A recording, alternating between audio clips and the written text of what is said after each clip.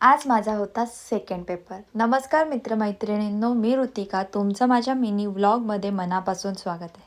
आज माझा कॉन्स्टिट्यूशनचा पेपर होता आणि माझा कॉन्स्टिट्यूशन खूप फेवरेट विषय आहे.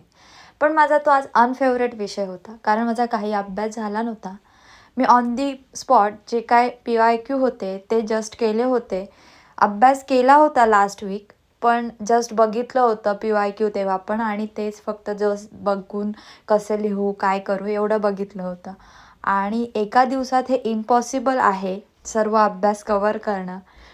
पण काय करणार, नेहमी प्रत्येक सेमिस्टर येतं, अभ्यास करू करू बोलताना दिवस येतो एक्झामच्या अगोदरचा, आणि तेव्हा प्रेशर फील होतं आणि तेव्हाच वाचलं जातं. आणि आजचा माझं असं झालेलं, सगळं मिक्स झालं होतं आणि मी पेपरला गेले होते. बाप्पाचा आशीर्वाद घेतला आणि पेपर दिला. पेपर छान गेला, मला चांगला गेला. भले PYQ होते आले, पण तरी पण कन्सेप्ट क्लिअर असतील तर आपण एक्झाम कुठलीही नीट लिहू शकतो. सो एक्झाम देताना नेहमी आपल्या कन्सेप्ट या क्लिअर पाहिजेत.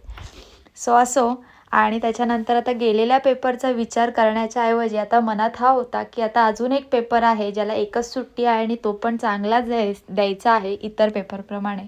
सो जस्ट सिलॅबसचं बुक माझ्या बॅगेत होतं. सो बघत होते काय काय करायचं आहे, किती पापड बेलायचे आहेत, तेव्हा आपण पूर्ण सिलॅबस कवर करू. आणि त्याच्यानंतर मांडव्याला आलो, मांडव्याला उतरलो, प्रत्येकजण प्रत्येकाच्या घरी गेला. आमचे मेंबर ट्रिपवरून आले होते, त्यांना भेटले आणि आता दिवस एंड करते. Thanks for watching. भेटूया आता नेक्स्ट एक्झामला म्हणजे शुक्रवारी. तोपर्यंत बाय बाय, टेक केअर, काळजी घ्या, बाय.